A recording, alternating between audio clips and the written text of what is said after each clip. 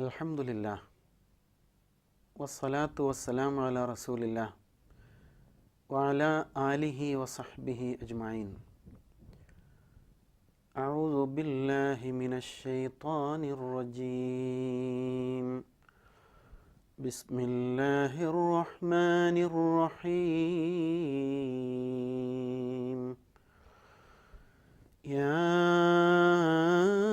അയ്യുഹൻ നാസു അൻതുമുൽ ഫുഖറാഉ ഇലല്ലാഹ് വല്ലാഹു ഹുവൽ ഗനിയ്യുൽ ഹമീദ്.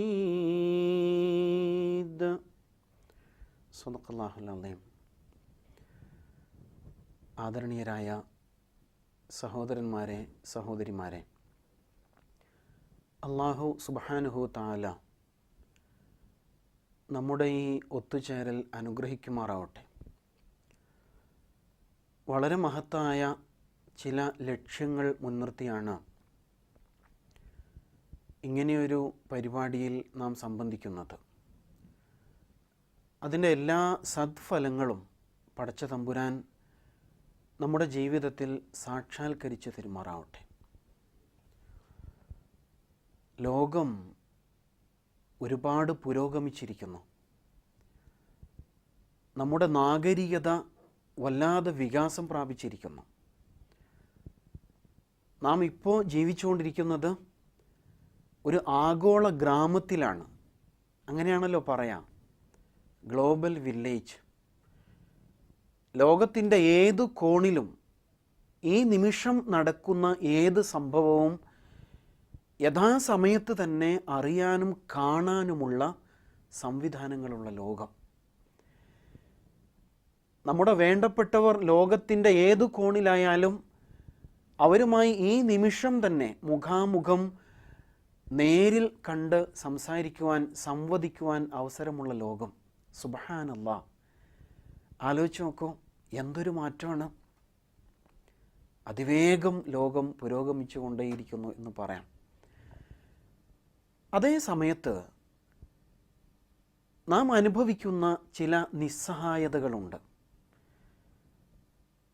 ലോകത്തിൻ്റെ ഏതു കോണിൽ നടക്കുന്ന ഏത് സംഭവവും അതാത് സമയത്ത് കാണാനും കേൾക്കാനും അവസരമുണ്ടായിരിക്കെ തന്നെ സ്വന്തം ശരീരത്തിൻ്റെ പിൻഭാഗം നമുക്ക് കാണാൻ കഴിയുന്നില്ല. ഇതൊരു പരിമിതിയല്ലേ? നമ്മുടെ പരിസരത്ത് നടക്കുന്ന സംഭവങ്ങൾ, അതിനോട് പലപ്പോഴും യഥാസമയത്ത് പ്രതികരിക്കാൻ നമുക്ക് കഴിയുന്നില്ല.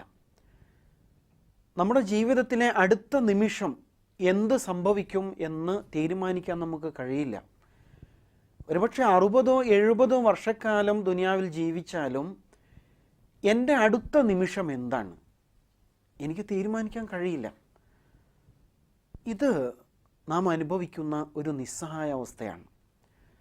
ഭൗതികമായ യന്ത്ര സാങ്കേതിക വിദ്യകളുടെ പുരോഗതികൾ അനുഭവിച്ചു കൊണ്ടിരിക്കെ തന്നെ നാം എന്നും നിസ്സഹായരാണ്. ഇപ്പോൾ ഭക്ഷണം കഴിച്ചാൽ അല്പം കഴിയുമ്പോൾ വീണ്ടും വിശക്കാൻ തുടങ്ങും. അല്പനേരം ഉണർന്നിരിക്കുമ്പോൾ പെട്ടെന്ന് നാം അറിയാതെ മയങ്ങിപ്പോകും. ഇങ്ങനെ ഒരുപാട് നിസ്സഹായതകൾ നമ്മുടെ കൂട്ടിനുണ്ട്. വിശുദ്ധ ഖുർആൻ ഇങ്ങനെ അതിനെക്കുറിച്ച് പറയുന്നുണ്ട്. ഖുലിഖൽ ഇൻസാനു ലഈഫ. മനുഷ്യൻ ദുർബലനായിട്ട് സൃഷ്ടിക്കപ്പെട്ടിരിക്കുന്നു. ആ ദൗർബല്യങ്ങൾ തീർച്ചയായും ചില കാര്യങ്ങൾ നമ്മെ ബോധ്യപ്പെടുത്തുന്നുണ്ട്. ശരീരത്തിൽ വരുന്ന മാറ്റങ്ങൾ, പ്രായം കൂടുമ്പോൾ നരച്ചു തുടങ്ങുന്നു, മെല്ലെ മെല്ലെ ചുളിവ് വീണു തുടങ്ങുന്നു, ഓർമ്മക്കുറവ് സംഭവിക്കുന്നു, പഴയതുപോലെ കാല് ചലിക്കാതിരിക്കുന്നു. എന്തൊക്കെ മാറ്റങ്ങളാണ്! ഈ നിസ്സഹായ അവസ്ഥ അവിചാരിതമായിട്ട് സംഭവിച്ചു പോകുന്നതാണോ? ഒരുപക്ഷെ ഇന്ന് മനുഷ്യൻ അന്വേഷിച്ചു കൊണ്ടിരിക്കുന്ന ഏറ്റവും പ്രധാനപ്പെട്ട ഒരു കാര്യം എങ്ങനെ ആയുസ് വർദ്ധിപ്പിക്കാം, എങ്ങനെ നിത്യഹരിത ജീവിതം നയിക്കാം, യുവത്വം നിലനിർത്താം എന്നതിനെക്കുറിച്ചൊക്കെയാണ്. സാധിക്കോ? സാധ്യമല്ല. അല്ലാഹു സുബ്ഹാനഹു വ തആല നമ്മുടെ സൃഷ്ടാവായ ഈ പ്രപഞ്ചത്തിൻ്റെ നാഥനായ അള്ളാഹു സുബ്ഹാനഹു വ തആല നമ്മോട് പറയുന്നുണ്ട്, യാ അയ്യുഹന്നാസ്, മനുഷ്യരെ, അൻതുമുൽ ഫുഖറാഉ ഇലല്ലാഹ്, നിങ്ങൾ പടച്ചതമ്പുരാൻ്റെ മുമ്പിൽ ഫക്കീറുമാരാണ്, നിങ്ങൾ അള്ളാഹുവിൻ്റെ ആശ്രിതന്മാരാണ്. പടച്ചതമ്പുരാനെ ആശ്രയിക്കാതെ നിങ്ങൾക്കൊരു സെക്കൻഡ് പോലും മുന്നോട്ട് പോകാൻ കഴിയില്ല. വല്ലാഹു ഹുവൽ ഗനിയുൽ ഹമീദ്, അള്ളാഹു തആല അൽ ഗനി, സ്വയം ധന്യനാണ്, ഐശ്വര്യവാനാണ്, ആരെയും ആശ്രയിക്കേണ്ടതില്ലാത്തവനാണ്. അൽ ഹമീദ്, അവൻ സ്തുത്യർഹനുമാണ്. സൂറത്ത് ഫാത്തിർ 15-ാമത്തെ ആയത്തിലാണ് പടച്ചതമ്പുരാൻ ഇങ്ങനെ പഠിപ്പിക്കുന്നത്. ഇത് വലിയൊരു പാഠമാണ്. അൻതുമുൽ ഫുഖറാഉ ഇലല്ലാഹ്, നിങ്ങൾ പടച്ചോൻ്റെ ആശ്രിതന്മാരാണ്. അങ്ങനെ അല്ലാതെ ഒരു നിമിഷം പോലും നമുക്ക് മുന്നോട്ട് പോകാൻ കഴിയില്ല. അവിടെയാണ് അള്ളാഹുവുമായുള്ള നമ്മുടെ ആത്മബന്ധം നാം ശക്തിപ്പെടുത്തേണ്ടി വരുന്നത്. എങ്ങനെയാണ് പടച്ചവനായിട്ട് അടുക്കാൻ പറ്റുക? അള്ളാഹുവുമായി അടുക്കാനുള്ള ഏറ്റവും നല്ല മാർഗം ഇബാദത്തുകളാണ്. ആ ഇബാദത്തുകളിൽ അതിശ്രേഷ്ഠമായ ഒന്നാണ് പ്രാർത്ഥനകൾ എന്ന് പറയുന്നത്. നിരന്തരമായ ദുആ, തേട്ടം ഉണ്ടാവുക എന്നതാണത്. നമ്മുടെ നിസ്സഹായതയെക്കുറിച്ച് നിങ്ങൾ ചിന്തിച്ച് നോക്കിയിട്ടുണ്ടോ? നമ്മൾ പറയാറില്ലേ, എൻ്റെ കൈ, എൻ്റെ കണ്ണ്, എൻ്റെ കാത്, എൻ്റെ മൂക്ക്, എൻ്റെ കാല്, ഇങ്ങനെയൊക്കെ നമ്മൾ പറയാറില്ലേ? എൻ്റെ നാക്ക്, ഇങ്ങനെയാണ് നാം പറഞ്ഞ് ശീലിച്ചത്. നിരന്തരം കണ്ണാടിയുടെ മുമ്പിൽ ഇങ്ങനെ ചെന്ന് നിൽക്കുമ്പോൾ ഞാൻ എന്നെക്കുറിച്ച് വല്ലാതെ ആത്മവിശ്വാസം കൊള്ളുകയാണ്.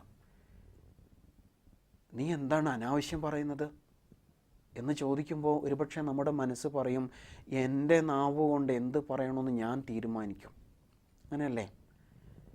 പക്ഷേ റസൂലുള്ളാഹി സ്വല്ലല്ലാഹു അലൈഹി വസല്ലം പഠിപ്പിക്കുന്ന ഒരു ശ്രദ്ധേയമായ ഒരു കൊച്ചു പ്രാർത്ഥനയുണ്ട്.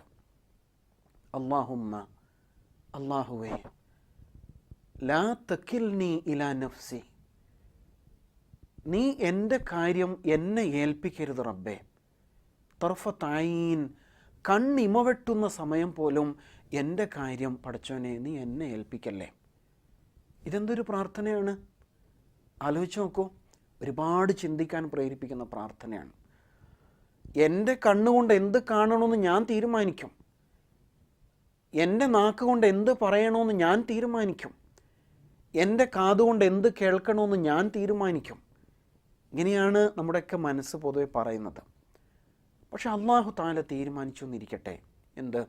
ഓ, കണ്ണ് നിൻ്റെതാണല്ലേ, അങ്ങനെയാണെങ്കിൽ നീ തന്നെ നിൻ്റെ കണ്ണിന് കാഴ്ച നൽകും എന്ന് പടച്ചതമ്പുരാൻ തീരുമാനിച്ചാൽ അതിൻ്റെ അർത്ഥം എന്താ?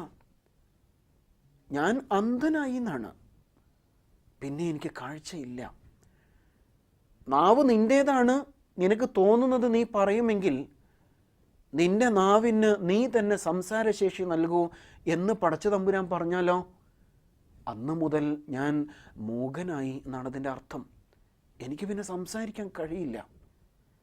അല്ലാഹുമ്മ ലാ തക്കിൽനി ഇലാ നഫ്സി തർഫത്ത് ഐൻ, പടച്ചോനെ, കണ്ണിമവെട്ടുന്ന സമയം പോലും എൻ്റെ കാര്യം നീ എന്നെ ഏൽപ്പിക്കല്ല റബ്ബേ. വല്ലാത്ത അർത്ഥവത്തായ പ്രാർത്ഥനയാണ്. ഒരു സെക്കൻഡ് നേരം പോലും നമ്മുടെ കാര്യം നമുക്ക് ഏറ്റെടുക്കാൻ കഴിയില്ല. നമ്മൾ ഉറങ്ങിക്കിടക്കുമ്പോൾ ഓർത്ത് നോക്കൂ, അപ്പോഴും പടച്ചതമ്പുരാൻ ഉണർന്നിരിക്കുകയാണ്. നമ്മുടെ ഹൃദയം മിടിച്ചുകൊണ്ടിരിക്കുന്നു, ശ്വാസോച്ഛ്വാസം കൃത്യമായി നടക്കുന്നു, രക്തചംക്രമണം നടന്നുകൊണ്ടിരിക്കുന്നു. ഇങ്ങനെ നമ്മുടെ ശരീരത്തെ നാം അറിയാതെ നമുക്ക് വേണ്ടിയിട്ട് പടച്ചോൻ കാത്ത് സംരക്ഷിക്കുകയാണ്. ഈ പടച്ചോനെ മറക്കാൻ പറ്റുമോ? ഈ പടച്ചതമ്പുരാനെ വിട്ട് മറ്റു വല്ലവരെയും ആശ്രയിച്ചിട്ട് ഗുണമുണ്ടോ? ഒരു പ്രയോജനവും ഇല്ല. ഇതാണ് പ്രാർത്ഥനയുടെ മർമ്മം എന്ന് പറയുന്നത്. അങ്ങേയറ്റം നിസ്സഹായരായ നമ്മുടെ ജീവിതം, ഈ ജീവിതം പടച്ചതമ്പുരാനാകുന്ന ആ പിടിവള്ളിയുമായി ബന്ധപ്പെട്ടാണ് നിൽക്കുന്നത്. അതെങ്ങാനും കൈമോശം വന്നു പോയാൽ എന്തായിരിക്കും നമ്മുടെ അവസ്ഥ? ഇത് നമ്മുടെ മനസ്സിൽ എപ്പോഴും നിറഞ്ഞു നിൽക്കേണ്ടതാണ്.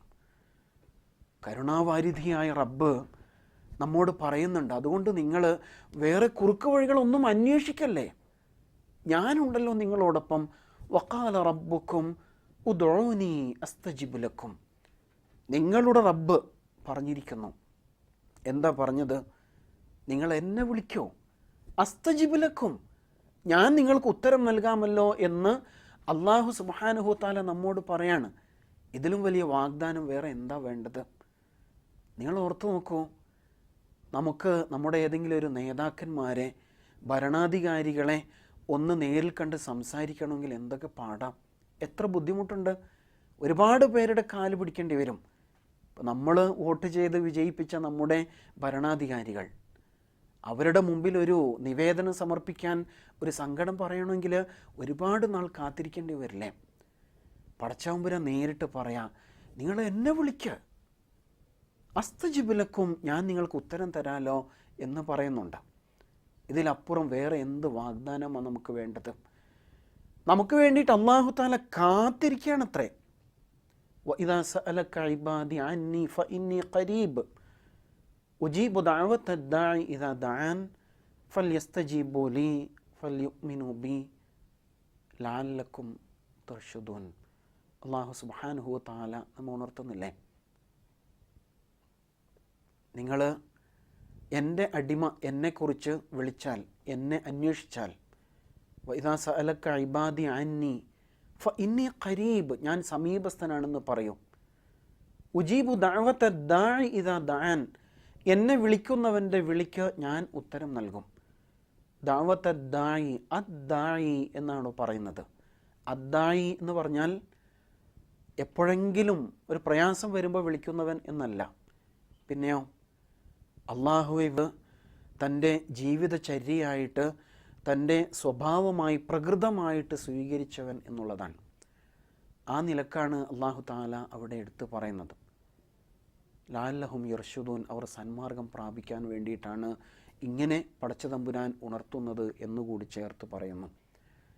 അല്ലാഹു തആല അവൻ്റെ അടിമ അവനെ വിളിക്കുമ്പോൾ തീർച്ചയായിട്ടും ഉത്തരം തരും. അല്ലാഹു തആല അങ്ങേയറ്റം ലജ്ജയുള്ളവനാണ് എന്ന് റസൂൽ സല്ലല്ലാഹു അലൈഹി വസല്ലം പഠിപ്പിക്കുന്നില്ലേ? ഇന്ന റബ്ബക്കും ഹയ്യുൻ കരീമുൻ യസ്തഹീ മിൻ അബ്ദി ഇദാ റഫഅ യദൈഹി ഇലൈഹി. തൻ്റെ അടിമ തന്നിലേക്ക് കൈകൾ ഉയർത്തുമ്പോൾ അല്ലാഹു സുബ്ഹാനഹു വ തആല തീർച്ചയായും അതറിയും, അത് കേൾക്കും, സ്വീകരിക്കും. ചോദിച്ചിട്ട് കൊടുക്കാതിരിക്കൽ പടച്ചോന് വല്ലാത്ത ലജ്ജയുള്ള കാര്യമാണ്.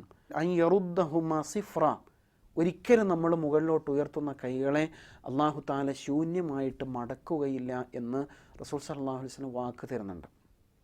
മാത്രമല്ല, പടച്ചതമ്പുരാനോട് ചോദിച്ചില്ലെങ്കിൽ മല്ലം യസ്അലില്ല യഗ്ളബ് അലൈഹി, അല്ലാഹു തആല അവനോട് കോപിക്കും എന്നാണ് പറയുന്നത്. നീ അതിന് മാത്രമൊക്കെ ആയോ?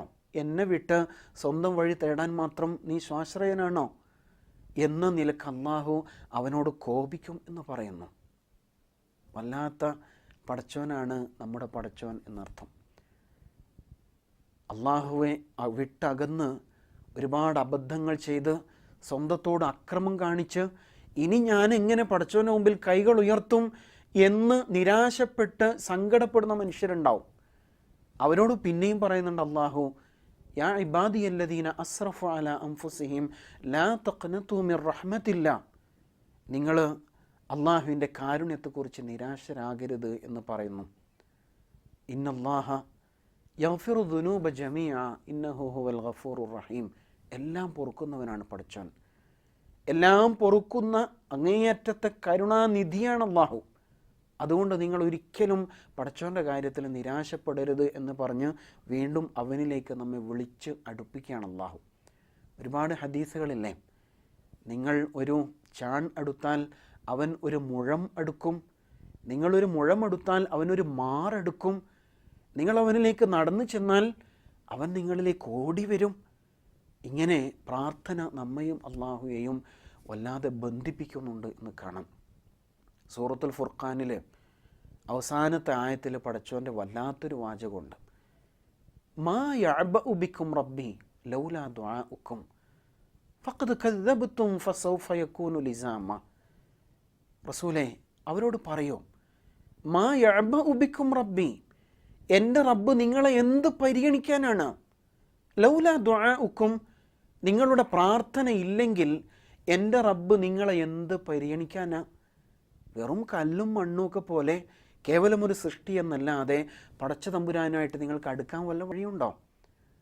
അതിന് അല്ലാഹു തആല തുറന്നു വെച്ചിരിക്കുന്ന രാജപാതയാണ് പ്രാർത്ഥന എന്നർത്ഥം. അപ്പം എങ്ങനെയാണ് പടച്ചവനായിട്ട് അടുക്കാൻ പറ്റുക? അതിനുള്ള മാർഗം എന്താണ് എന്ന് നമ്മൾ അറിയേണ്ടതാണ്. അതിൻ്റെ രീതി എന്താണ് എന്നത് പ്രത്യേകിച്ച് നാം അറിയണം.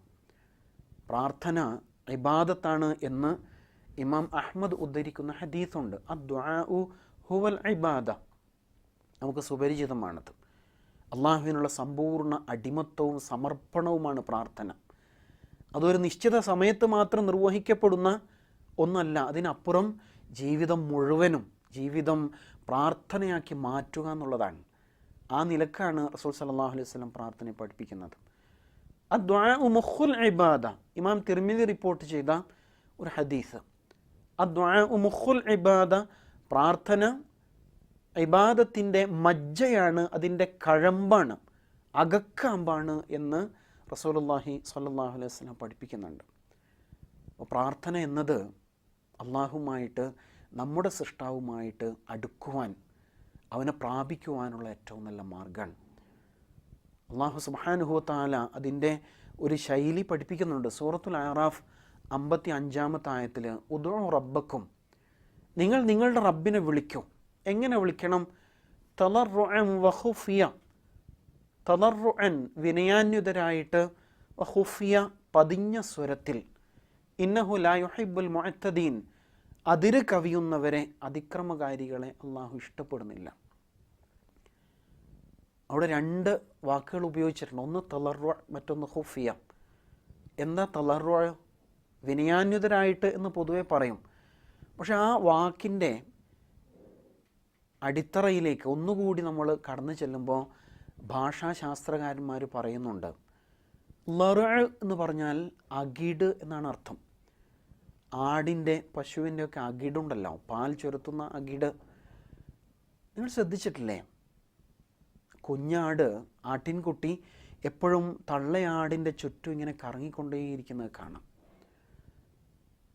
എന്നിട്ട് ആ അകിടിലൊന്ന് ഇടക്ക് വന്നിട്ട് ഒന്ന് തട്ടി നോക്കും. എന്നിട്ട് ചുരത്തിയിട്ടുണ്ടെങ്കിൽ കുടിക്കും.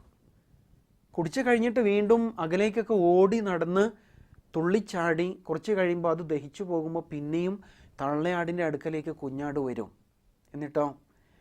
എന്നിട്ട് അതിൻ്റെ അടുത്ത് നിന്ന് ഇങ്ങനെ നക്കി തുടച്ച് തൊട്ടുരുമ്മി ഇങ്ങനെ കളിച്ച് പിന്നെ ഒന്നുകൂടി തട്ടി നോക്കും, ചുരത്തിയോ എന്ന് തട്ടി നോക്കുകയാണ്. ഇതാണ് യഥാർത്ഥത്തിൽ തളർറു എന്ന വാക്കിൻ്റെ ആശയം.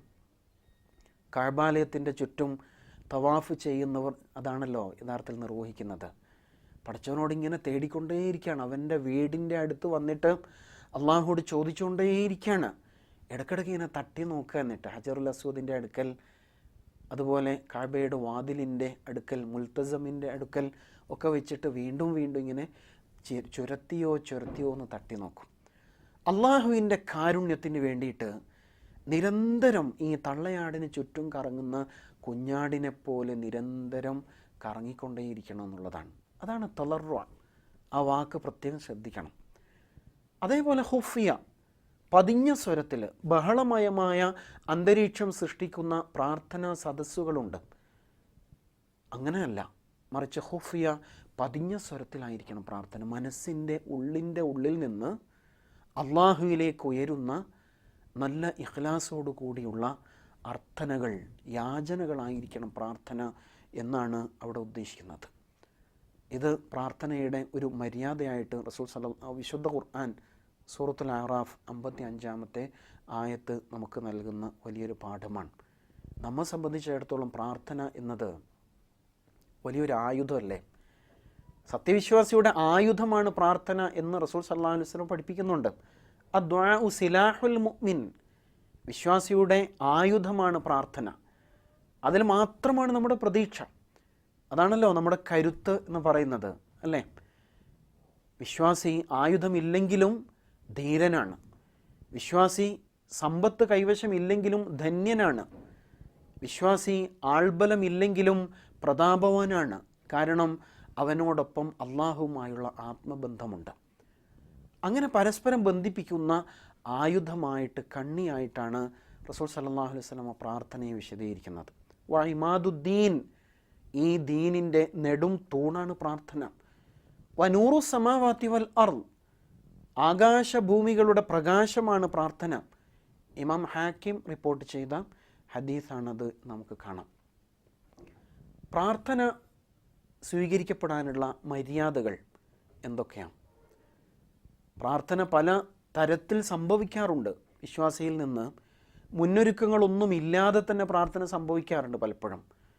പക്ഷേ ഏത് സാഹചര്യത്തിലും നാം കാത്തു സൂക്ഷിക്കേണ്ട ചില അടിസ്ഥാനപരമായ മര്യാദകളുണ്ട് പ്രാർത്ഥനയ്ക്ക്. രോഗിക്ക് മരുന്ന് കഴിക്കുമ്പോൾ രോഗം ഭേദമാകണമെങ്കിൽ ചില പഥ്യം സ്വീകരിക്കേണ്ടി വരും ചിലപ്പോൾ. എന്ന് പറയുന്നത് പോലെ പ്രാർത്ഥന അല്ലാഹുവിങ്കൽ സ്വീകാര്യമാകുവാൻ ചില പഥ്യങ്ങൾ, ചില മര്യാദകൾ നമ്മൾ പാലിക്കേണ്ടതുണ്ട് എന്നുള്ളതാണ്. അതിലേറ്റവും പ്രധാനപ്പെട്ടത് എന്തായിരിക്കും? നമ്മുടെ വിശ്വാസവുമായി, ആദർശവുമായി ബന്ധപ്പെട്ടത് തന്നെയാണ്. പ്രാർത്ഥന അള്ളാഹുവോട് മാത്രം എന്നുള്ളതാണ്.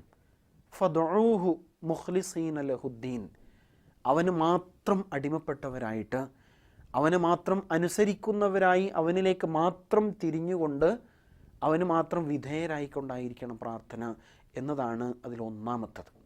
അള്ളാഹുവോടല്ലാതെ ചോദിച്ചിട്ട് കാര്യമില്ല, അവനിൽ നിന്ന് മാത്രമേ ഉത്തരം തേടാൻ പാടുള്ളൂ. നമ്മുടെ ആദി മാതാപിതാക്കൾ ആദം അലൈഹിസ്സലാമും ഹവ്വാ ബീവിയും നടത്തിയൊരു പ്രാർത്ഥനയില്ലേ? ഫഇല്ലം തഗ്ഫിർ ലനാ വതർഹംനാ ലനകൂനന്ന മിനൽ ഖാസിരീൻ, നീ പൊറുക്കുന്നില്ലെങ്കിൽ, നീ ഞങ്ങളോട് കരുണ കാണിക്കുന്നില്ലെങ്കിൽ ഞങ്ങൾ നഷ്ടകാരികളിൽ പെട്ടുപോകും റബ്ബേ. കാരണം മറ്റൊരാളോട് ഞങ്ങൾക്ക് ചോദിക്കാനില്ലല്ലോ, നീയല്ലാത്ത മറ്റൊരാശ്രയമില്ലല്ലോ, അതുകൊണ്ട് നിന്നോട് മാത്രമേ ഞങ്ങൾ ചോദിക്കുള്ളൂ എന്ന അങ്ങേയറ്റത്തെ പ്രതീക്ഷയാണ് അതിലേറ്റവും പ്രധാനപ്പെട്ടത്. രണ്ടാമത്തേത് ഹൃദയ സാന്നിധ്യമാണ്. ഇപ്പോൾ നമസ്കരിച്ച് കഴിയുമ്പോഴൊക്കെ ഉണ്ടല്ലോ, സാധാരണ പ്രാർത്ഥന നമുക്കൊരു ശീലമാണ്. ദിക്ർ ചൊല്ലിക്കഴിയുമ്പോൾ അറിയാതെ കൈ ഉയർത്തിയിട്ട് അങ്ങ് പ്രാർത്ഥിക്കും. എന്താ പറഞ്ഞത് നമുക്കറിയില്ല. കാണാതെ പഠിച്ച കുറേ പ്രാർത്ഥനകളാണ്, അതിലൊരു ആത്മാർത്ഥതയുണ്ട്. പക്ഷെ അതേ സമയത്ത് എന്താണ് പറയുന്നത് എന്നറിയാതെ ഒരാളോട് നമുക്കൊരു കാര്യം ചോദിക്കാൻ പറ്റുമോ? സാധ്യമല്ലല്ലോ. അപ്പോൾ തീർച്ചയായും മനസ്സാന്നിധ്യം ഉണ്ടാവണം. ഉദ്ഉല്ലാഹ വ അൻതും മൂഖിനൂന ബിൽ ഇജാബ, ഉത്തരം ലഭിക്കുമെന്ന ദൃഢപ്രതിജ്ഞയോടെ, ദൃഢവിശ്വാസത്തോടു കൂടി ആയിരിക്കേണ്ടതുണ്ട് നിങ്ങൾ അള്ളാഹുവോട് ദുആ ചെയ്യുന്നത്. വഅലമു, നിങ്ങൾ അറിയണം, അന്നല്ലാഹ ലാ യസ്തജീബു മിൻ ഖൽബിൻ ഗാഫിലിൻ ലാ, അശ്രദ്ധമായ മനസ്സിൽ നിന്നുള്ള പ്രാർത്ഥന അള്ളാഹു തആല ഉത്തരം നൽകില്ല എന്ന് റസൂലുള്ളാഹി സ്വല്ലല്ലാഹു അലൈഹി വസല്ലം പഠിപ്പിക്കുന്നുണ്ട്. ഇമാം ബുഖാരി ഉദ്ധരിച്ച ഒരു ഹദീസാണത്. അപ്പോൾ അശ്രദ്ധമായിട്ട് പ്രാർത്ഥിക്കരുത്. അങ്ങനെ പ്രാർത്ഥിക്കുമ്പോൾ പിന്നീട് നിരാശ ഉണ്ടാവും. കാരണം ഞാൻ എത്ര പ്രാർത്ഥിച്ചു, എന്നിട്ട് പടച്ചോൻ ഇതുവരെ ഉത്തരം തന്നില്ലല്ലോ എന്ന് തോന്നി തുടങ്ങും. അപ്പോൾ പിന്നെ ഇനി പ്രാർത്ഥിക്കണ്ട, അതുകൊണ്ട് ഗുണമൊന്നുമില്ലല്ലോ എന്ന് നമ്മുടെ മനസ്സ് പലപ്പോഴും പരിതപിക്കുവാൻ, അസ്വസ്ഥപ്പെടാൻ ഇടയുണ്ട് എന്നുള്ളതാണ്. അതുകൊണ്ട് അള്ളാഹുവിൻ്റെ മുമ്പിൽ പടച്ചവനോട് ചോദിക്കുമ്പോൾ നല്ല യഖീനോടുകൂടിയായിരിക്കണം ചോദിക്കുന്നത്. ഞാൻ എൻ്റെ റബ്ബിനോടാണ് ചോദിക്കുന്നത്, അവൻ എനിക്ക് തരും എന്ന ദൃഢമായ വിശ്വാസത്തോടു കൂടി തന്നെ ചോദിക്കണം എന്നത് വളരെ പ്രധാനമാണ്. മൂന്നാമത്തേത് വിനയാന്വിതനായിക്കൊണ്ട് പ്രാർത്ഥിക്കുക എന്നുള്ളതാണ്. നേരത്തെ സൂചിപ്പിച്ചല്ലോ, വിനയഭാവത്തോടു കൂടിയായിരിക്കണം പ്രാർത്ഥിക്കേണ്ടത്. അതിന് പ്രത്യേകമായ രൂപം തന്നെ റസൂലുള്ളാഹി സ്വല്ലല്ലാഹു അലൈഹി വസല്ലം പഠിപ്പിച്ചതായിട്ട് നമുക്ക് കാണാം. ഉടമയുടെ മുമ്പിൽ, യജമാനൻ്റെ മുമ്പിൽ അടിമ ചെന്ന് നിൽക്കുന്ന ആ ഒരു ഭാവമുണ്ടല്ലോ, അത് ആത്മാർത്ഥമായി നമ്മുടെ ശരീരത്തിലും മനസ്സിലും ഹാവഭാവങ്ങളിലൊക്കെ അത് ഉണ്ടായിരിക്കണം എന്നത് വളരെ പ്രധാനമാണ്. റസൂലുള്ളാഹി സ്വല്ലല്ലാഹു അലൈഹി വസല്ലം പ്രാർത്ഥന സ്വീകരിക്കപ്പെടാനുള്ള സാങ്കേതികമായ ചില നിബന്ധനകൾ പ്രത്യേകം പഠിപ്പിക്കുന്നുണ്ട്. അതിലൊന്ന് ഹംദും സ്വലാത്തും ഉണ്ടായിരിക്കുക എന്നുള്ളതാണ്. ഹംദ് എന്ന് പറയുമ്പോൾ അൽഹംദുലില്ലാ, ഏറ്റവും ചുരുങ്ങിയത് അത്രയും മതിയല്ലോ. സ്വലാത്ത് അല്ലാഹുമ്മ സല്ലി അലാ മുഹമ്മദ്, ഇതറിയുന്നവരാണ് നമ്മളെല്ലാവരും. സുദീർഘമായ ഹംദും സ്വലാത്തും ഉണ്ട് പലപ്പോഴും, പക്ഷെ അതിലേക്കൊന്നും പോകേണ്ടതില്ല. സാധാരണ നിത്യജീവിതത്തിൽ നാം പ്രാർത്ഥിക്കുമ്പോൾ ഹംദും സ്വലാത്തും ഒരു നിബന്ധനയായിട്ട് മനസ്സിലാക്കേണ്ടതുണ്ട് എന്നുള്ളതാണ്. അത് ബോധപൂർവം ഒരു പ്രാർത്ഥന എന്ന രൂപത്തിൽ പ്രാർത്ഥനയെ സമീപിക്കുമ്പോഴാണ്. അതേ സമയത്ത് അവിചാരിതമായി പെട്ടെന്ന് പടച്ചോനേന്ന് വിളിച്ചുകൊണ്ട് സങ്കടം പറയുമ്പോൾ അവിടെ ഹംദും സലാത്തും ഒരു നിർബന്ധ ഘടകമായിട്ട് നാം മനസ്സിലാക്കേണ്ടതില്ല. ഇമാം തിർമിദി ഉദ്ധരിച്ച ഹദീസിൽ ഹംദും സലാത്തും ഒരു നിർണിതമായ ഒരു പ്രാർത്ഥനയുടെ ആമുഖമായിട്ട് ഉണ്ടായിരിക്കണം എന്ന് പ്രത്യേകം പഠിപ്പിക്കുന്നുണ്ട്. അങ്ങനെ ഹംദും സലാത്തും ഇല്ലാത്ത പ്രാർത്ഥനകൾ ആകാശത്തിൽ തങ്ങി നിൽക്കുന്നതാണ്. പ്രാർത്ഥിക്കുന്ന ആൾക്കും അള്ളാഹുവിന് ഇടയിൽ അതിങ്ങനെ തങ്ങി നിൽക്കും, പടച്ചവനെ പ്രാപിക്കുകയില്ല എന്ന് പറയുന്നുണ്ട്. മറ്റൊന്ന്, സ്വീകാര്യമാകാനുള്ള ഒരു നിബന്ധന, നാം അനുഷ്ഠിച്ച നന്മകൾ മുൻനിർത്തിയിട്ട് പ്രാർത്ഥിക്കാം. നമ്മൾ നമസ്കരിച്ചു, അല്ലെങ്കിൽ അതുപോലെ ഖുർആൻ പാരായണം ചെയ്തു, ദാനം ചെയ്തു, ഇതുപോലെയുള്ള നന്മകൾ മുൻനിർത്തിയിട്ട് പ്രാർത്ഥിച്ചാൽ അതിന് സ്വീകാര്യത കൂടും. ഒരു ഹദീസിൽ ഉദ്ധരിക്കപ്പെട്ടിട്ടുണ്ടല്ലോ, ഗുഹയിൽ അകപ്പെട്ടു പോയ 3 പേരുടെ പ്രാർത്ഥനകൾ. ഒരു ഗുഹയിൽ കാറ്റ് വന്നപ്പോൾ ഗുഹയിൽ കയറി നിന്നു. അങ്ങനെ ആ ഗുഹാമുഖത്തേക്ക് വലിയൊരു കല്ല് വന്നിട്ട് അടഞ്ഞുപോയ ഒരു സംഭവം പറയുന്നുണ്ട്. ആ ഗുഹയുടെ അകത്ത് ആ കൂരിരുട്ടിൽ അകപ്പെട്ട നിസ്സഹായരായ ആ യാത്രക്കാർ,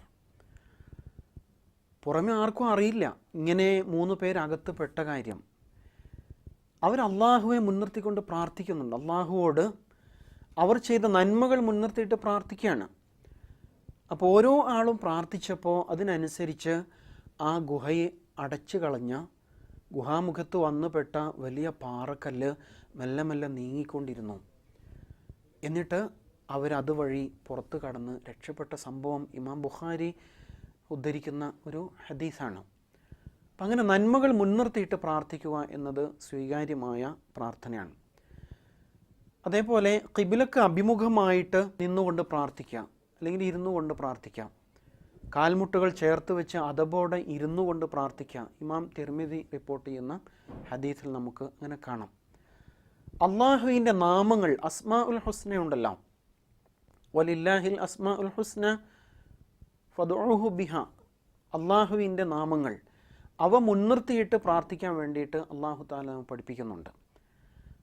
അള്ളാഹുവിൻ്റെ 99 നാമങ്ങൾ അവ മുൻനിർത്തി. ഖുർആനിലെ പ്രാർത്ഥനകൾ അധികവും അവസാനിക്കുന്നത് ഇന്നക അന്തൽ അസീസുൽ ഹക്കീം, ഇന്നക അന്ത തവ്വാബുർ റഹീം തുടങ്ങിയ അള്ളാഹുവിൻ്റെ നാമങ്ങൾ എടുത്തു പറഞ്ഞുകൊണ്ടാണ്.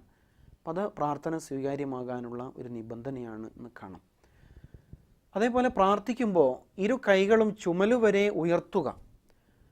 ഇമാം തിർമിദി റിപ്പോർട്ട് ചെയ്ത ഹദീസിൽ നമുക്ക് കാണാം അങ്ങനെ. അതുപോലെ നേരത്തെ ഒരു ഹദീസ് ഉദ്ധരിച്ചില്ല, ഇദാ റഫഅ യദൈഹി ഇലൈഹി, അവൻ്റെ കൈകൾ തന്നിലേക്ക് ഉയർത്തിയാൽ എന്ന് പറഞ്ഞിട്ടുണ്ട്. അല്ലാഹു തആല തീർച്ചയായും സ്വീകരിക്കും എന്ന് പറഞ്ഞിരിക്കുന്നു. റസൂലുള്ളാഹി സ്വല്ലല്ലാഹു അലൈഹി വസല്ലം പലപ്പോഴും പ്രാർത്ഥിക്കുമ്പോൾ കൈകൾ ഉയർത്തിയിട്ട് തൻ്റെ കക്ഷത്തിൻ്റെ വെളുപ്പ് പുറത്ത് കാണുമായിരുന്നു എന്ന് ഹദീസിൽ കാണാം. ബദറിൻ്റെ മണ്ണിൽ ആ നിർണായകമായ ഘട്ടത്തിൽ റസൂൽ സല്ലല്ലാഹു അലൈഹി വസല്ലം പ്രാർത്ഥിച്ചു, കൈകൾ ഉയർത്തിയിട്ട്. അപ്പോൾ തോളത്തിട്ട തട്ടം താഴേക്ക് ഊർന്നു വീണുപോയി. അബൂബക്കർ സിദ്ദീഖ് റളിയല്ലാഹു അൻഹു ആണ് ആ തട്ട് എടുത്ത് റസൂലുള്ളാഹിൻ്റെ തോളത്ത് ഇട്ട് കൊടുത്തത് എന്നൊക്കെ നമ്മൾ ഹദീസിൽ കാണുന്നുണ്ട്. അപ്പോൾ ആ നിലക്ക് പ്രാർത്ഥന സ്വീകാര്യമാകാനുള്ള വിനയത്തിൻ്റെ ഭാവം, അള്ളാഹുവിൽ നിന്ന് ഏറ്റുവാങ്ങുന്ന ഭാവമാണ് കൈകൾ ഉയർത്തുക എന്നത്. അതുപോലെ കൈപ്പടത്തിൻ്റെ ഉൾഭാഗം നമ്മുടെ മുഖത്തിന് നേരെയാവുക എന്നതും ആ ഗണത്തിൽപ്പെട്ട ഒരു നിബന്ധനയാണ്. ഇമാം അബൂ ദാവൂദ് റിപ്പോർട്ട് ചെയ്യുന്ന ഹദീസിൽ നമുക്ക് കാണാം. പ്രാർത്ഥന കഴിഞ്ഞാൽ കൈകൾ മുഖത്ത് തടവുക എന്നതും പ്രാർത്ഥനയുടെ മര്യാദയിൽപ്പെട്ടതാണ്. അമിതമായ മണിക്കലും ശബ്ദവും ഈണവും ഒക്കെ സൃഷ്ടിച്ച് ഒരുതരം കൃത്രിമത്വത്തോടു കൂടിയിട്ട് പ്രാർത്ഥിക്കുന്നത് വർജിക്കണം, ഉപേക്ഷിക്കണം എന്ന് ഇമാം ബുഖാരി റിപ്പോർട്ട് ചെയ്ത ഹദീസിൽ കാണാൻ പറ്റും. അതുപോലെ നല്ല അർത്ഥസമ്പുഷ്ടമായ, നല്ല ആശയങ്ങൾ ഉൾക്കൊള്ളുന്ന, സംക്ഷിപ്തമായ, ചുരുങ്ങിയ വാക്കുകൾ ഉപയോഗിച്ചുകൊണ്ടുള്ള പ്രാർത്ഥനകളാണ് കൂടുതൽ ഉത്തമം. അത് നമുക്ക് പഠിക്കാൻ കഴിയുന്നത് റസൂലുള്ളാഹി സ്വല്ലല്ലാഹു അലൈഹി വസല്ലമയുടെ പ്രാർത്ഥനകളിൽ നിന്നാണ്. റസൂൽ സ്വല്ലല്ലാഹു അലൈഹി വസല്ലം തൻ്റെ തിരുനാവുകൊണ്ട് ഉച്ചരിച്ച വാക്കുകൾ 1400 വർഷങ്ങൾക്കപ്പുറത്ത് റസൂലുള്ളാഹിനെ കാണാത്തവരാണല്ലോ നമ്മൾ. എന്നാൽ ആ തിരുനാവ് കൊണ്ട് ഉച്ചരിച്ച അതേ പദങ്ങൾ നമ്മുടെ നാവ് കൊണ്ട് ഉച്ചരിക്കാൻ കഴിയുക എന്നത് തന്നെ വലിയൊരു ഭാഗ്യമല്ലേ. അങ്ങനെ ഉച്ചരിക്കുകയും അതിൻ്റെ ആശയങ്ങൾ ഉൾക്കൊള്ളുകയും ചെയ്യാം. അപ്പോൾ വളരെ സംക്ഷിപ്തമായ എന്നാൽ ആശയസമ്പുഷ്ടമായ പ്രാർത്ഥനകൾ നമുക്ക് നിർവഹിക്കാൻ കഴിയും എന്നത് അതിൽ വളരെ പ്രധാനപ്പെട്ടൊരു കാര്യമാണ്. എങ്ങനെയായിരിക്കും പ്രാർത്ഥന തുടങ്ങേണ്ടതും അത് രൂപം പ്രാപിക്കേണ്ടതും? വ്യക്തിയിൽ നിന്ന് തുടങ്ങണം, എന്നിൽ നിന്ന്, സ്വന്തത്തിൽ നിന്ന് തുടങ്ങാം. വ്യക്തിപരമായ ആവശ്യങ്ങൾ, നമ്മുടെ മനസ്സിൻ്റെ ശുദ്ധീകരണവും അതുപോലെ ആത്മവിചാരണയും ഒക്കെ ഉൾക്കൊള്ളുന്ന പ്രാർത്ഥനയിൽ നിന്നാണ് തുടങ്ങേണ്ടത്. അങ്ങനെ മെല്ലെ മെല്ലെ നമ്മുടെ കുടുംബത്തിലേക്ക്, മക്കളിലേക്ക്, ഇണയിലേക്ക്, തുണയിലേക്ക് വളർന്ന് വികസിക്കുകയാണ്. പിന്നീട് അത് മുഴുവൻ വിശ്വാസികളിലേക്കും വികസിക്കും. പിന്നെ അത് മുഴുവൻ ലോകത്തേക്കും വികസിക്കും.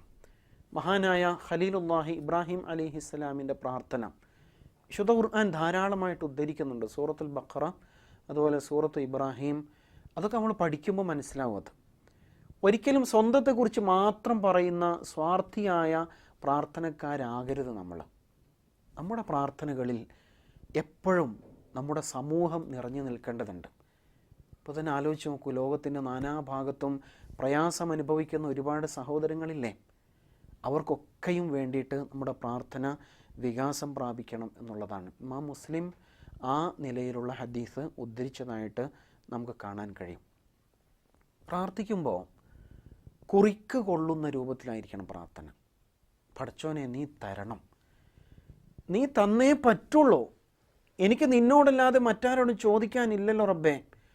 ഈ നിലയിൽ ഓരോന്നും ചോദിച്ച് വാങ്ങിയെടുക്കുന്ന രീതിയിലായിരിക്കണം പ്രാർത്ഥന. റസൂലുള്ളാഹി സ്വല്ലല്ലാഹു അലൈഹി വസല്ലം ചില പ്രാർത്ഥനയെക്കുറിച്ച് പറയുന്നുണ്ട്. ചിലരിങ്ങനെ പ്രാർത്ഥിക്കും അത്രേ: അല്ലാഹുമ്മ ഗ്ഫിർലി ഇൻ ശിഅ്ത, അല്ലാഹുമ്മ ർസുഖ്നി ഇൻ ശിഅ്ത. അല്ലാഹുവേ, നീ ഉദ്ദേശിക്കുകയാണെങ്കിൽ എനിക്ക് നീ പുറത്തു താ, നീ ഉദ്ദേശിക്കുകയാണെങ്കിൽ എനിക്ക് നീ റിസ്ക് തരൂ, നീ ഉദ്ദേശിക്കുകയാണെങ്കിൽ എന്നോട് കരുണ ചെയ്യൂ. അല്ലാഹു അല്ലാതെ വേറെ ആരാ ഉദ്ദേശിക്കാൻ? അല്ലേ? അപ്പോൾ അങ്ങേ അറ്റത്തെ പ്രതീക്ഷയും കൃത്യമായ കുറിക്ക് കൊള്ളുന്ന ശൈലിയായിരിക്കണം പ്രാർത്ഥനയിൽ. അല്ലെങ്കിൽ ഞാൻ പലയിടത്തും അപേക്ഷ കൊടുത്തിട്ടുണ്ട്, കൂട്ടത്തിലൊന്ന് നിനക്കും തരികയാണ്, ഇനി നീയാണ് തരുന്നതെങ്കിലോ എന്ന രൂപത്തിലല്ല അള്ളാഹുവെ സമീപിക്കേണ്ടത് എന്നുള്ളതാണ്. കാരണം പ്രാർത്ഥന നമ്മുടെ വിശ്വാസവുമായിട്ട് അടിസ്ഥാനപരമായി ബന്ധപ്പെട്ട് നിൽക്കുന്നു. ഇമാം ബുഖാരിയാണ് ആ ഹദീസ് ആ നിലക്ക് ഉദ്ധരിക്കുന്നത് എന്ന് കാണാം. പ്രാർത്ഥന എപ്പോഴും നന്മയ്ക്ക് വേണ്ടി ആയിരിക്കണം. കുറ്റകരമായ പ്രാർത്ഥന പാടില്ല. ശാപപ്രാർത്ഥന, നീ നശിച്ചു പോകട്ടെ, അല്ലെങ്കിൽ നമ്മുടെ മനസ്സിൽ ആരോടെങ്കിലും ദേഷ്യം ഉണ്ടെങ്കിൽ അയാളുടെ പേരെടുത്ത് പറഞ്ഞുകൊണ്ടൊക്കെ പ്രാർത്ഥിക്കുന്ന സാഹചര്യം ഉണ്ടല്ലോ, വളരെ സൂക്ഷിക്കേണ്ടതാണ്. ചില നിർണായക ഘട്ടങ്ങളിൽ ഇസ്ലാമിൻ്റെ ബദ്ധവൈരികളായിട്ട് രംഗത്ത് വന്ന ആളുകൾക്കെതിരിൽ അത്തരം പ്രാർത്ഥനകൾ സംഭവിച്ചിട്ടുണ്ട്, ഇല്ലെന്നല്ല. അതൊക്കെ അങ്ങനെയുള്ള നിർണായക ഘട്ടങ്ങളാണത്. നൂഹ് അലൈഹിസ്സലാം സമുദായത്തിനെതിരിൽ, ജനതയ്ക്കെതിരിൽ പ്രാർത്ഥിച്ച സംഭവം ഖുർആൻ പറയുന്നില്ലേ? പടച്ചോനെ സകലതിനെയും നശിപ്പിച്ച് കളയണം എന്ന് തന്നെ പ്രാർത്ഥിക്കുന്നുണ്ട്. കാരണം അവർ ഈ ലോകത്തുണ്ടെങ്കിൽ ഒരാൾക്കും പിന്നെ ഹിദായത്ത് സ്വീകരിക്കാൻ കഴിയില്ല, അത്രമാത്രം തിന്മ നിറഞ്ഞവരാണവർ എന്നതുകൊണ്ടാണ്. റസൂൽ സല്ലല്ലാഹു അലൈഹി വസല്ലമയും അങ്ങനെ ചില സാഹചര്യങ്ങളിൽ പ്രാർത്ഥിക്കേണ്ടി വന്നിട്ടുണ്ട്. ഖുർആൻ പണ്ഡിതന്മാരായ സ്വഹാബിമാരെ ചതിയിലകപ്പെടുത്തിയിട്ട് കൊല ചെയ്ത സംഭവം ഉണ്ടായില്ലേ? അപ്പോൾ റസൂൽ സല്ലല്ലാഹു അലൈഹി വസല്ലം അങ്ങനെ പ്രാർത്ഥിച്ചിട്ടുണ്ട്. അങ്ങനെയൊക്കെയുള്ള ചില നിർണായകമായ ചില ഘട്ടങ്ങളാണത്. സാധാരണഗതിയിൽ ശാപപ്രാർത്ഥന പാടില്ല. പ്രത്യേകിച്ച് മാതാപിതാക്കൾ മക്കളെക്കുറിച്ചൊക്കെ എന്തെങ്കിലുമൊക്കെ പറഞ്ഞുകൊണ്ട് പ്രാർത്ഥിക്കുമ്പോൾ അതെങ്ങാൻ അള്ളാഹു സ്വീകരിച്ചു പോയാലോ വളരെയേറെ ശ്രദ്ധിക്കേണ്ടതുണ്ട്. അതേപോലെ തന്നെ പ്രാർത്ഥനയ്ക്ക് ഉത്തരം കിട്ടാൻ വേണ്ടിയിട്ട് ധൃതി കാണിക്കരുത്. എന്താ പടച്ചോനെ സ്വീകരിക്കാത്തത്, എന്താ എൻ്റെ ഉത്തരം കിട്ടാത്തത്, ഞാൻ എത്ര പ്രാർത്ഥിച്ചു എന്നിങ്ങനെ തോന്നും. ഖദ് ദഅഉതു റബ്ബി ഫലം യസ്തജിബ് ലി, എനിക്ക് ഉത്തരം കിട്ടിയില്ലല്ലോ എന്നിങ്ങനെ സങ്കടം പറയാം. അത് നമ്മുടെ ഈമാനിനെ വല്ലാതെ ദുർബലപ്പെടുത്തി കളയും. അല്ലാഹു തആല പ്രാർത്ഥന സ്വീകരിക്കില്ലേ? എല്ലാ പ്രാർത്ഥനയും അള്ളാഹു സ്വീകരിക്കും. കാരണം അള്ളാഹു നമുക്ക് വാക്ക് തന്നതാണ്. ഉദ്ഉ അസ്തജിബ് ലക്കും, നിങ്ങൾ എന്നെ വിളിക്കുക, ഞാൻ നിങ്ങൾക്ക് ഉത്തരം തരാം. ഇങ്ങനെ വാക്ക് തന്നതല്ലേ പടച്ചോൻ വാക്ക് പാലിക്കൂലേ? ഇന്നല്ലാഹ ലാ യുഖ്ലിഫുൽ മീആദ്, അള്ളാഹു ഒരിക്കലും കരാറ് ലംഘിക്കുന്നവനല്ല എന്ന് പടച്ചോൻ വാക്ക് തന്നിട്ടുണ്ട്. അതുകൊണ്ട് അള്ളാഹു എല്ലാ പ്രാർത്ഥനയും സ്വീകരിക്കുന്നുണ്ട്. പിന്നെ എന്താ ഞാൻ ചോദിച്ചിട്ട് കിട്ടാതിരുന്നത്? അതാണ് നമ്മുടെ അടുത്ത ചോദ്യം. പ്രാർത്ഥന സ്വീകരിക്കുന്നു, എന്നാൽ എല്ലാ പ്രാർത്ഥനയ്ക്കും അതേപോലെ ഉത്തരം നൽകണം എന്നില്ല. അത് പ്രാർത്ഥിക്കുന്നവർ പ്രത്യേകം മനസ്സിലാക്കേണ്ടതാണ്. എല്ലാ പ്രാർത്ഥനയ്ക്കും ചോദിക്കുന്ന പോലെ തന്നെ അള്ളാഹു ഉത്തരം തരണമെന്നില്ല. അങ്ങനെയാണല്ലോ, നമ്മളൊരു ഡോക്ടറെ സമീപിച്ചാൽ ആ ഡോക്ടർ നാം പറയുന്ന മരുന്ന് തരുമോ? നമ്മുടെ ആവശ്യം രോഗം മാറുക എന്നുള്ളതാണ്. അപ്പോൾ എനിക്ക് മധുരമുള്ള ഗുളിക മതി, അല്ലെങ്കിൽ കയ്പുള്ളത് വേണ്ട, എനിക്ക് ഇഞ്ചക്ഷൻ വേണ്ട എന്നൊക്കെ നമ്മൾ പറഞ്ഞാൽ അതുപോലെ ആയിരിക്കില്ല ഡോക്ടർ പെരുമാറുക. മറിച്ച് നമ്മുടെ രോഗം ശമിക്കാൻ എന്താണ് വേണ്ടത് അതായിരിക്കും തരിക എന്ന് പറയുന്ന പോലെ ഒരുപക്ഷെ അള്ളാഹു തആല നാം ചോദിച്ചത് അങ്ങനെ തന്നെ തന്നെന്നിരിക്കും. ചിലപ്പോൾ അത്യാവശ്യത്തിന് റേഷൻ മാത്രമേ തരുള്ളൂ, കൂടുതൽ തരില്ല. ചിലപ്പോൾ ഒന്നും തന്നില്ല എന്നും ഇരിക്കും. അപ്പോഴേക്ക് മനസ്സ് പതറിപ്പോകാൻ പാടില്ല. അപ്പോഴെല്ലാം നമ്മൾ എന്താ ചെയ്യാം? നാം ഉടനെ ആ ഇബാദത്താകുന്ന ആ പ്രാർത്ഥനയെ അള്ളാഹുവിലേക്ക് ചേർത്ത് വെക്കും. അൽഹംദുലില്ലാ, എനിക്ക് കിട്ടാതിരിക്കലായിരിക്കും ഖൈർ, അതുകൊണ്ടായിരിക്കും പടച്ചോൻ തരാത്തത്, എന്തായാലും പരലോകത്ത് കിട്ടുമല്ലോ. കാരണം അദ്ദുആഉ ഹുവൽ ഇബാദ, ഓരോ പ്രാർത്ഥനയും ഇബാദത്താണ്. നമ്മൾ പ്രാർത്ഥിച്ചിട്ട് വേണോ യഥാർത്ഥത്തിൽ അള്ളാഹുവിനെ നമ്മുടെ കാര്യം സാധിപ്പിച്ചു തരാൻ? വേണ്ടതില്ലല്ലോ. നമ്മൾ ചോദിക്കാതെയല്ലേ നമുക്കവൻ ജന്മം തന്നത്? നാം ചോദിക്കാതെ എന്തൊക്കെയാ തന്നത്? ഉമ്മയെ തന്നു, വാപ്പയെ തന്നു, മക്കളെ തന്നു, ഒരുപാട് തന്നില്ലേ? പിന്നെ എന്തായിരിക്കും? അള്ളാഹുവിന് നമ്മുടെ മനസ്സറിയണം. നമ്മൾ എത്രത്തോളം അള്ളാഹുവായി അടുക്കുന്നുണ്ട്, അള്ളാഹുവിൽ വിശ്വാസം അർപ്പിച്ചിട്ടുണ്ട് എന്നറിയണം. സന്തോഷത്തിലും സന്താപത്തിലും സുഖത്തിലും ദുഃഖത്തിലും ഒരേപോലെ പടച്ച തമ്പുരാനെ നമ്മൾ പ്രാപിക്കണം എന്ന് അള്ളാഹു ആഗ്രഹിക്കുന്നുണ്ട്. അതുകൊണ്ടാണ്, അങ്ങനെയാണല്ലോ ആത്മബന്ധം എന്നത് സുഖത്തിലും ദുഃഖത്തിലും ഒരുപോലെ നിലനിൽക്കണ്ടേ. അതാണ് അള്ളാഹു ഉദ്ദേശിക്കുന്നത്. അപ്പോൾ ചിലപ്പോൾ ചോദിച്ചാൽ ഒന്നും തന്നില്ല എന്നിരിക്കും. അപ്പോൾ മനസ്സിലാക്കണം അള്ളാഹു എനിക്ക് പരലോകത്തേക്ക് വെച്ചതായിരിക്കും. മക്കൾക്ക് വേണ്ടിയൊക്കെ ഒരുപാട് തേടിയിട്ട് ഒരു കുഞ്ഞിക്കാല് കാണാൻ കഴിയാതെ പ്രയാസപ്പെടുന്ന എത്രയോ ദമ്പതികളുണ്ട്. അപ്പോൾ അവരുടെയൊക്കെ സങ്കടങ്ങൾ എപ്പോഴാണ് അവസാനിക്കുക? ഇൻഷാ അല്ലാഹ് പടച്ചോൻ സ്വർഗത്തിൽ തരും എന്ന് മനസ്സുകൊണ്ട് അംഗീകരിക്കുമ്പോഴാണ് ആ മാനസികാവസ്ഥയിൽ എത്തണം. അങ്ങനെ ഒരു സബ്ർ, തവക്കുൽ നേടിയെടുക്കണം എന്നാണ് പടച്ച തമ്പുരാൻ ആഗ്രഹിക്കുന്നത്. അപ്പോൾ ചോദിച്ചത് ചിലപ്പോൾ അങ്ങനെ തന്നെ തരും, ചിലപ്പോൾ അത്യാവശ്യത്തിന് തരും, ചിലപ്പോൾ ഒട്ടും തന്നില്ല എന്നിരിക്കും. മറ്റ് ചിലപ്പോൾ നമ്മെ ബാധിക്കാനിടയുള്ള വലിയ വലിയ മുസീബത്തുകളിൽ നിന്ന് അള്ളാഹു നമ്മളെ കാക്കും. അങ്ങനെ പറയാറില്ലേ, വാഹനത്തിൽ സഞ്ചരിച്ചു ഒരു സെക്കൻഡ് കണ്ണൊന്ന് തെറ്റിപ്പോയെങ്കിൽ എന്തും സംഭവിച്ചേനെ, പടച്ചോൻ കാത്തു. ഇങ്ങനെ പറയുന്ന ഒരുപാട് സന്ദർഭങ്ങൾ ജീവിതത്തിൽ ഉണ്ടാകാറുണ്ട്. ഹോസ്പിറ്റലിൽ എത്താൻ ഒരു സെക്കൻഡ് വൈകിപ്പോയെങ്കിൽ അവിടെയൊക്കെ പടച്ചോൻ നമ്മുടെ കൂടെ ഇല്ലേ? തീർച്ചയായിട്ടും ഉണ്ട്. അപ്പം അങ്ങനെ പല തരത്തിലാണ് അള്ളാഹു സുബ്ഹാനഹു വ തആല നമ്മുടെ പ്രാർത്ഥനകൾക്ക് ഉത്തരം നൽകുന്നത്. പ്രാർത്ഥിച്ചു കഴിയുമ്പോൾ ആമീൻ ചൊല്ലണം. സൂറത്തുൽ ഫാത്തിഹ ഓതി കഴിയുമ്പോൾ ആമീൻ സുന്നത്താണ്. അതേപോലെ പ്രാർത്ഥിച്ചു കഴിയുമ്പോൾ പ്രാർത്ഥിച്ച ആളും ഇനി മറ്റുള്ളവർ കേൾക്കുന്ന രൂപത്തിലാണ് പ്രാർത്ഥനയെങ്കിൽ കേൾക്കുന്നവരും ആമീൻ ചൊല്ലുക എന്നത് അതിൻ്റെ ഒരു സ്വീകാര്യമാകാനുള്ള നിബന്ധനയാണ്. പ്രാർത്ഥിക്കുന്ന ആൾക്ക് വുളു ഉണ്ടായിരിക്കുക, പ്രാർത്ഥിക്കുന്ന സ്ഥലം വൃത്തിയുള്ളതായിരിക്കുക, ഇതൊക്കെ ഉത്തമമായ കാര്യങ്ങളാണ്. എപ്പോഴും അത് സാധിക്കണം എന്നില്ലെങ്കിലും ഉത്തമമാണ്. എന്നാൽ ഇതിനൊക്കെ അപ്പുറം റസൂലുള്ളാഹി സ്വല്ലല്ലാഹു അലൈഹി വസല്ലം പഠിപ്പിച്ച മറ്റൊരു നിബന്ധനയുണ്ട്. എന്താ അത്? ഒരിക്കലൊരു സ്വഹാബി വന്ന് റസൂൽ സല്ലല്ലാഹു അലൈഹി വസല്ലമയോട് ചോദിച്ചു, റസൂലേ, എൻ്റെ പ്രാർത്ഥന സ്വീകാര്യമാകാൻ എന്താ ചെയ്യേണ്ടത്? റസൂൽ സല്ലല്ലാഹു അലൈഹി വസല്ലം അദ്ദേഹത്തിന് നൽകുന്ന മറുപടി, അത്തിബ് മത്അമക്, നിൻ്റെ ഭക്ഷണം നീ ശുദ്ധീകരിക്കൂ, തക്കുൻ മുസ്തജാബ് ദഅവ, നീ പ്രാർത്ഥനയ്ക്ക് ഉത്തരം നൽകപ്പെടുന്നവനാകും. ഭക്ഷണം ശുദ്ധീകരിക്കുക, വൃത്തിയുള്ളതാവുക എന്ന് പറഞ്ഞാൽ പോഷകാഹാരം കഴിക്കാമെന്നാണോ? അങ്ങനെയല്ല. അതിനും അപ്പുറത്ത് ഹലാലൻ ത്വയ്യിബൻ, അതാണ് ഹലാലൻ ത്വയ്യിബൻ, അനുവദനീയമായതായിരിക്കണം. പടച്ചതമ്പുരാൻ ഹലാലാക്കിയതായിരിക്കണം, വിശിഷ്ടമായതായിരിക്കണം, ശുദ്ധിയുള്ളതായിരിക്കണം. രണ്ട് നിലക്കും ധാർമ്മികമായും ആരോഗ്യപരമായും ഒക്കെ നല്ലതായിരിക്കണം കഴിക്കുന്നത്. അതിലേറ്റവും പ്രധാനം ഹലാൽ എന്നത് തന്നെയാണ്. ഭക്ഷണം ശുദ്ധിയുള്ളതല്ലെങ്കിൽ പ്രാർത്ഥന സ്വീകരിക്കില്ല. റസൂൽ സല്ലല്ലാഹു അലൈഹി വസല്ലം ഒരാളെ പരിചയപ്പെടുത്തുന്നില്ലേ? ഒരാൾ ആകെ ജടപിടിച്ച് പൊടിപുരണ്ട് അങ്ങനെയുള്ളൊരു വസ്ത്രമൊക്കെ ധരിച്ചിട്ട് ദുനിയാവുമായിട്ട് യാതൊരു ബന്ധവുമില്ലാത്ത പോലെയാണ് അദ്ദേഹത്തിൻ്റെ നടത്തം.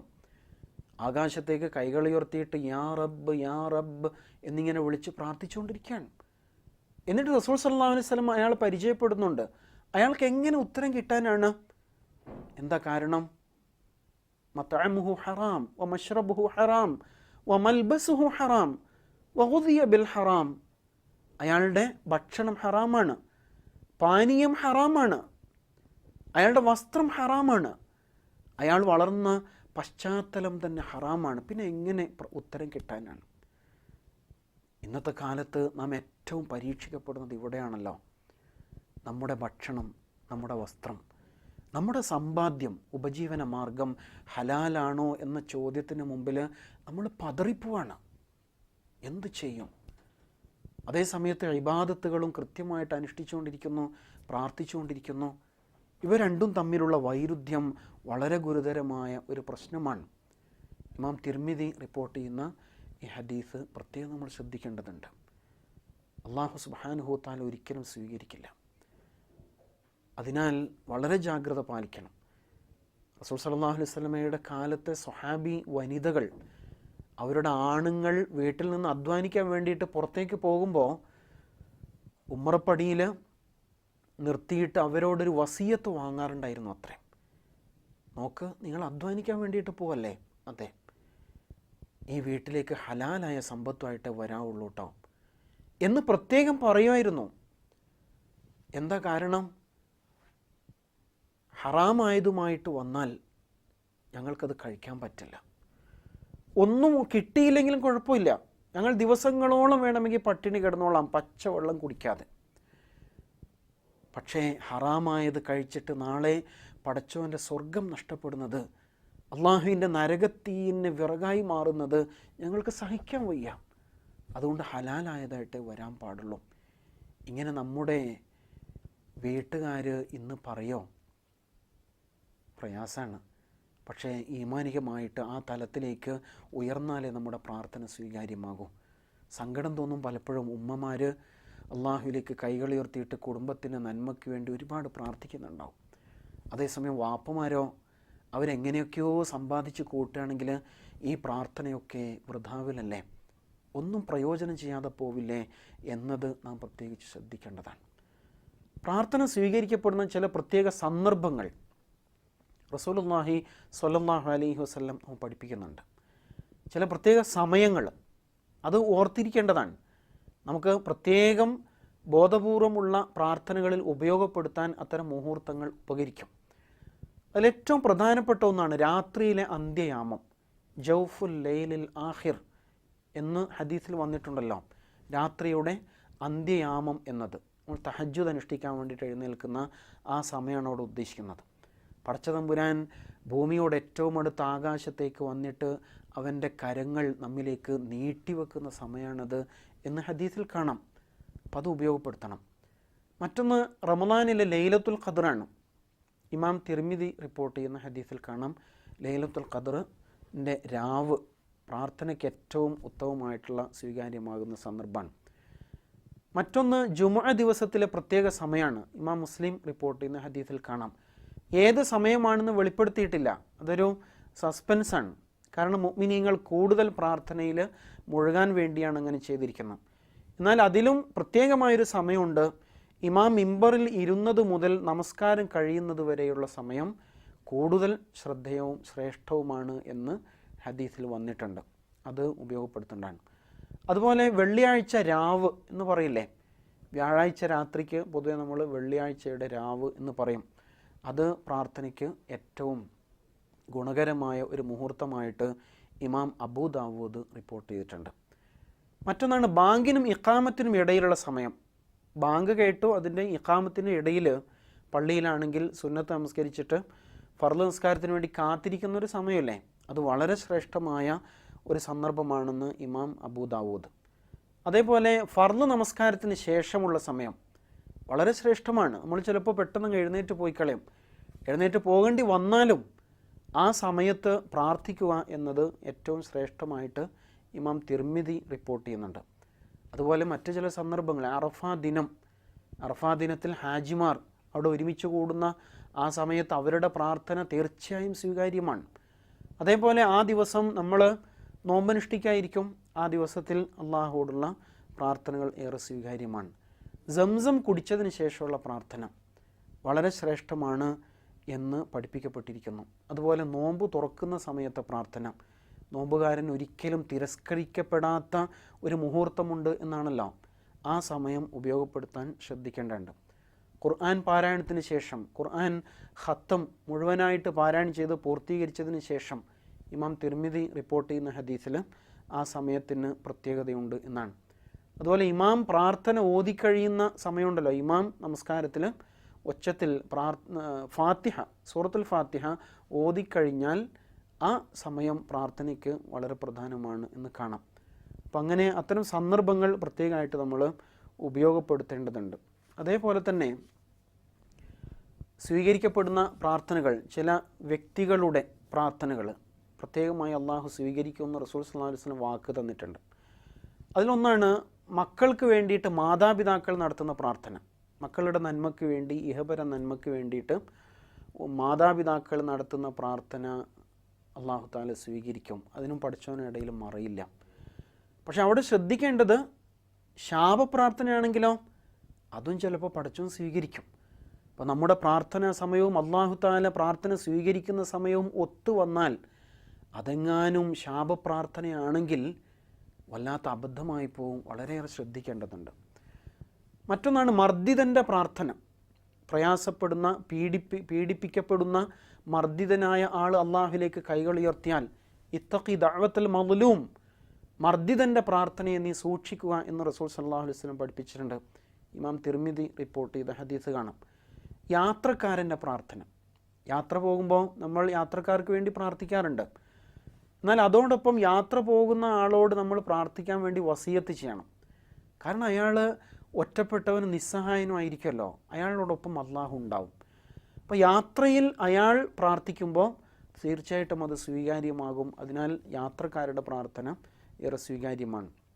നീതിമാനായ ഭരണാധികാരിയുടെ പ്രാർത്ഥന, സമൂഹത്തിന് വേണ്ടി, ജനതയ്ക്ക് വേണ്ടിയുള്ള പ്രാർത്ഥന സ്വീകാര്യമാണ് എന്ന് ഇമാം ബുഖാരിയും മുസ്ലിമും റിപ്പോർട്ട് ചെയ്ത ഹദീസിൽ നമുക്ക് കാണാം.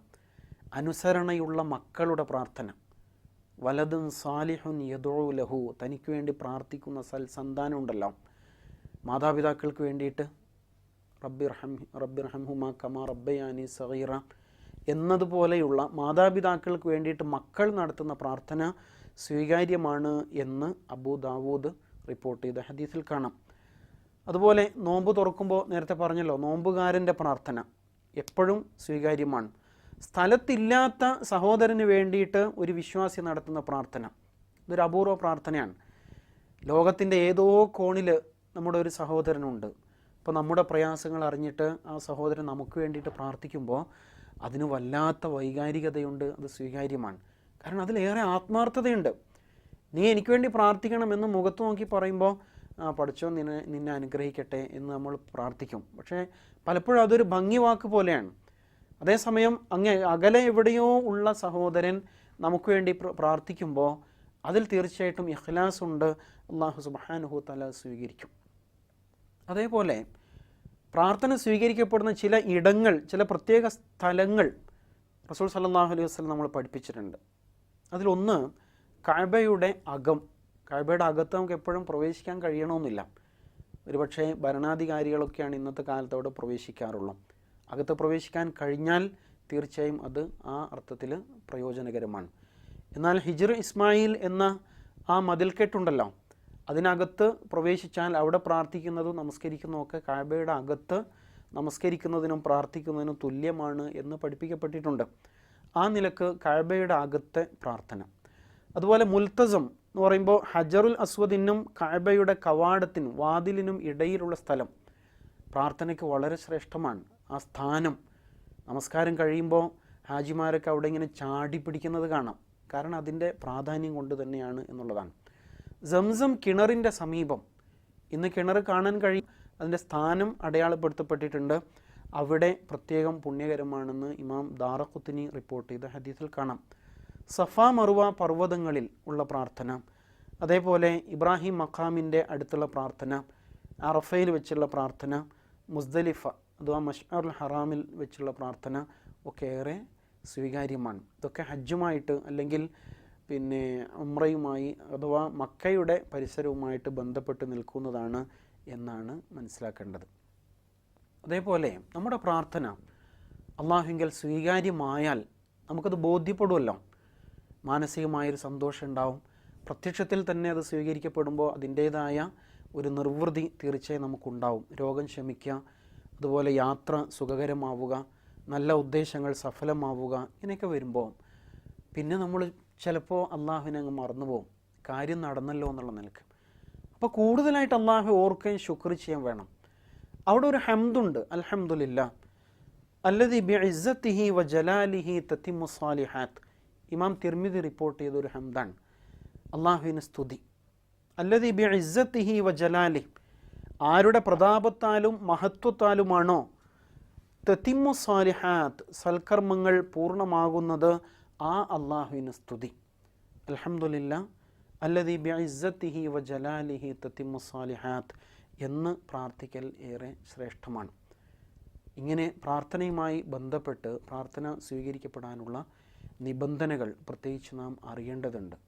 അപ്പോഴാണ് പ്രാർത്ഥന കേവലം ഒരു ഔപചാരികമായ ഒരു കർമ്മം എന്നതിനപ്പുറത്ത് നമ്മുടെ ജീവവായു പോലെ, അല്ലെങ്കിൽ ഓരോ ഹൃദയമിടിപ്പും പോലെ ജീവിതത്തിൻ്റെ ഓരോ അനക്കങ്ങളിലും നമ്മോടൊപ്പം ഉണ്ടാകേണ്ട അതിവൈകാരികമായ ഒരു അനുഭൂതിയാണ് എന്ന് നമുക്ക് തിരിച്ചറിയാൻ കഴിയുള്ളൂ.